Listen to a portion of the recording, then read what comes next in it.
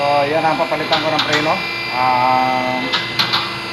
GMC Yukon, brake pads yung papalitan ko nito. So i-repeat ko yung rotor distance. So hindi ko na sa i-repeat dahil maganda pa naman siya yung rotor distance. Papalitan ko lang ng brake pads. Yung brake pads niya original parts. Yan. Original parts yung brake pads niya. 70,000 pa lang naman yung kilometer niya. 72,000 kilometer. Tapos mapino pa yung rotor disc niya. So brake pads lang. Yan. Tapos ito yung brake pads ipapalit niya, original parts.